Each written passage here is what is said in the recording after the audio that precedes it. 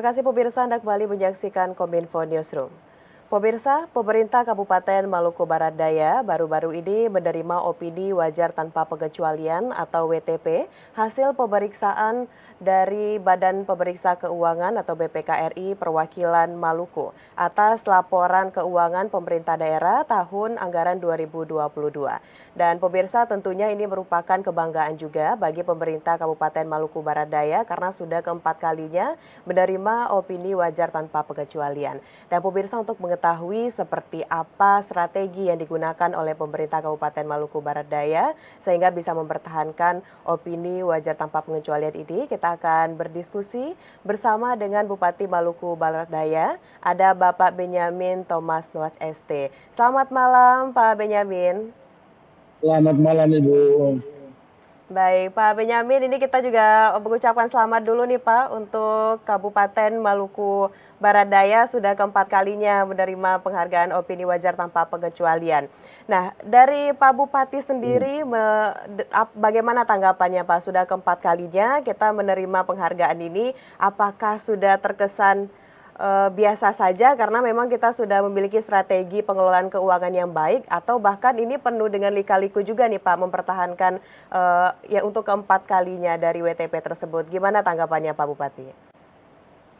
Yang pertama saya mengucapkan syukur kepada Tuhan Yang Maha Kuasa, Tuhan Yang Maha Esa yang telah memberikan kesempatan kepada kami, pemerintah rakyat Maluku Barat Daya untuk mendapatkan opini ini. Yeah. Ini tentu kerja keras semua pihak yang terlibat. Bagi kami, WTP itu adalah kewajiban, bukan suatu prestasi. Tapi itu adalah kewajiban pengelolaan keuangan negara yang harus dilakukan sesuai dengan standar akreditasi pemerintah. Barangkali itu. Bagi kami memang kami bersuka cita, tetapi ini hanya adalah kewajiban pemerintah daerah. Ya, baik. Lalu kalau kita berbicara mengenai strategi, Pak Bupati, apakah strategi yang digunakan oleh pemerintah Kabupaten Maluku Barat Daya ini untuk bisa mempertahankan opini WTP tersebut, sudah kita memiliki strategi yang sama digunakan setiap tahunnya, atau mungkin setiap tahun kita ada pembaharuan gitu Pak, sesuai dengan evaluasi yang dilakukan oleh pemerintah Kabupaten Maluku Barat Daya, Pak Bupati?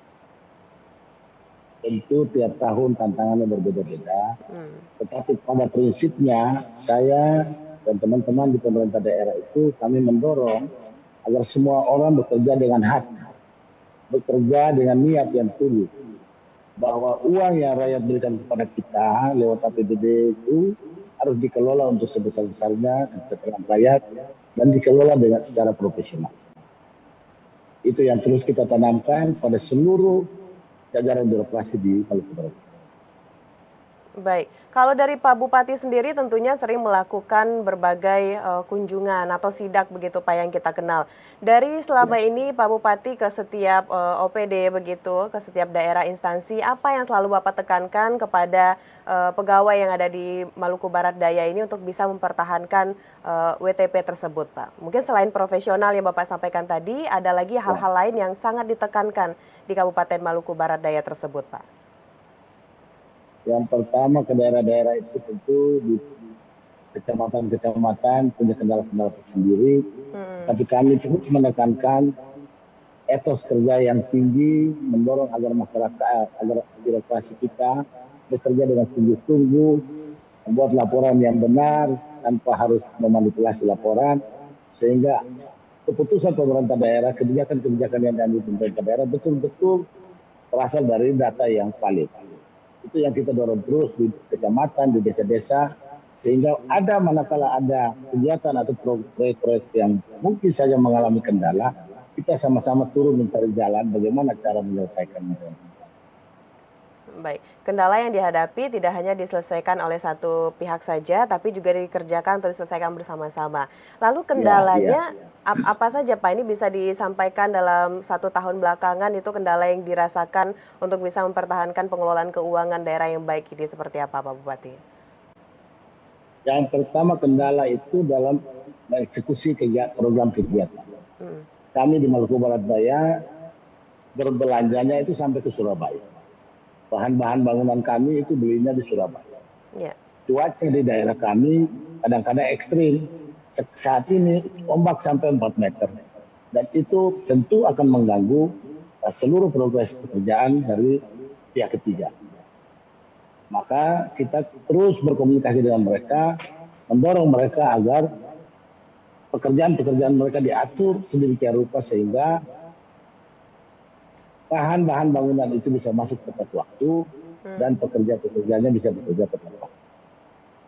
Itu yang paling utama. Kendala yang paling utama adalah transportasi dan material-material non-lokal itu.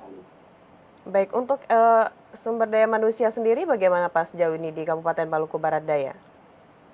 Sumber daya manusia ya seperti biasanya di daerah-daerah, biasanya yang hebat-hebat itu biasanya nyari kuota, Bu. Yang di daerah ya sudah, yang ada kita poles, kita perbaiki, kita upgrade, kita bikin pendidikan dan pelatihan agar mereka terus bekerja dengan baik. Ya, baik, tadi Bapak di awal sudah sedikit menjelaskan bahwa setiap tahunnya kita ada evaluasi dan ada pembaharuan dari strategi. Nah, kalau kita lihat dari evaluasi yang dilakukan setiap tahunnya, Pak Bupati, bagaimana komitmen Bapak untuk bisa mempertahankan opini wajar tanpa pengecualian tersebut dan apa yang harus diperbaiki dalam sistem pengelolaan di Kabupaten Maluku Barat Daya ini, Pak? Tentu komitmen kita seperti tadi saya sudah sampaikan bahwa opini wajar tanpa pengecualian itu merupakan kewajiban kita. Bukan satu prestasi besar, sehingga itu wajib hukumnya untuk kita lakukan setiap saat. Nah, apa yang harus kita lakukan? Kendala-kendala yang kita hadapi selama ini adalah masalah komunikasi antar desa, antar pulau, antar kecamatan. Kami berharap sistem telekomunikasi kita menjadi lebih baik hari depan, sehingga kita bisa berkomunikasi dari kecamatan, dari tempat-tempat program kegiatan itu dengan kabupaten bisa lebih mudah, sehingga kita bisa mengontrol lebih baik. Barangkali itu. Ya, baik. Sekarang Pak Bupati kita akan membahas sedikit lebih dalam lagi ini Pak, mengenai pembiayaan Pak Bupati. Tentunya untuk bisa membangun suatu daerah, dalam hal ini Kabupaten Maluku Barat Daya, dalam hal penganggaran dan juga dukungan pembiayaan tentu harus cukup begitu Pak. Nah sejauh ini untuk Kabupaten Maluku Barat Daya, apakah dari segi pembiayaan dan penganggarannya sudah cukup untuk bisa membangun daerah dan sumbernya itu dari mana saja Pak Bupati? Kalau bilang cukup sih, mestinya nggak cukup. Mestinya nggak cukup kalau disesuaikan dengan kebutuhan masyarakat saat ini. Sumber pembiayaan kita itu 100% dari APBD. Yeah. Jadi dari DAK, dari DAU, dan dana transfer dari pusat. Selain itu ada pendapatan asli daerah yang memang nilainya belum signifikan. Oleh karena itu, maka kami sambil mendorong peningkatan PAD yang mungkin masih melalui proses-proses lagi, harus ada investasi. Kami melakukan efisiensi dalam belanja rutin, sehingga anggaran itu bisa dimanfaatkan sebesar-besarnya setelah raya. Baik, sumber pendapatannya itu dari APBD yang Bapak Bupati sampaikan tadi, dan apabila tidak cukup, itu nanti dari pemerintah kabupaten memaksimalkan begitu Pak ya anggaran yang ada. Tapi betul.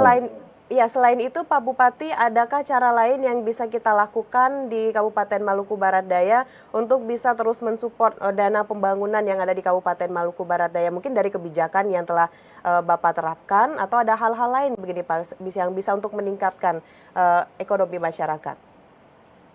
Untuk infrastruktur tahun lalu itu kami melakukan pinjaman PEN dari Kementerian Keuangan itu untuk mendorong infrastruktur jalan dan pasar.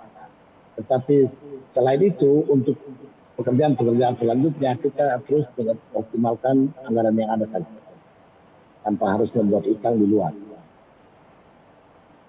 Ya.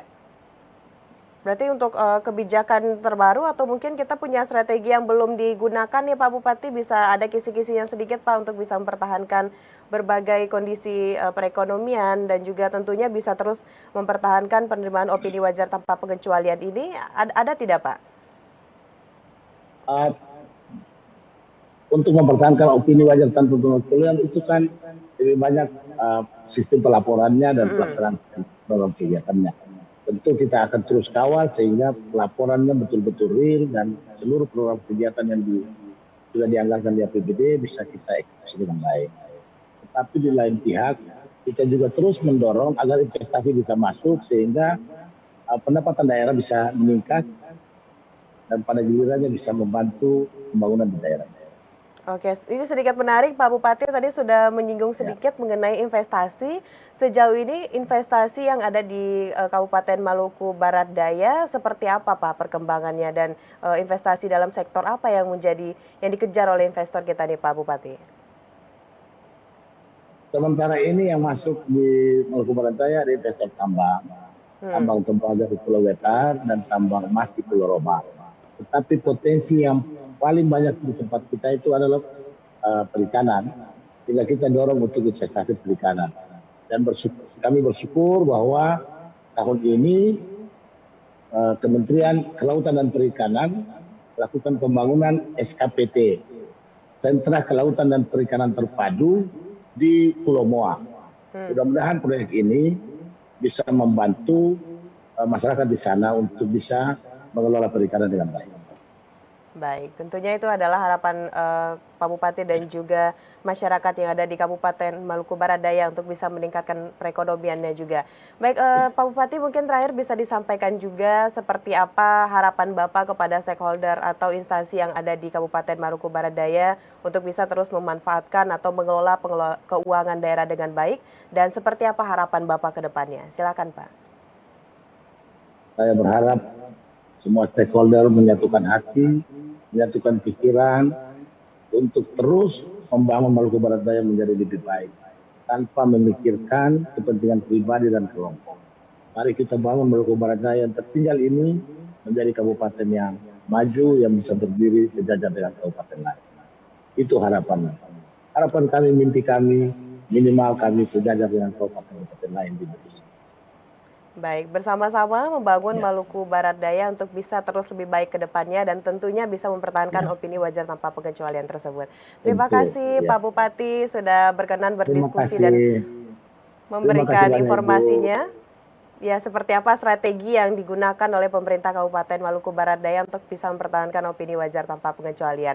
Sukses terus Pak Bupati dan teman-teman di sana. Kita akan berdialog selanjutnya mengenai perkembangan di Kabupaten Maluku Barat Daya.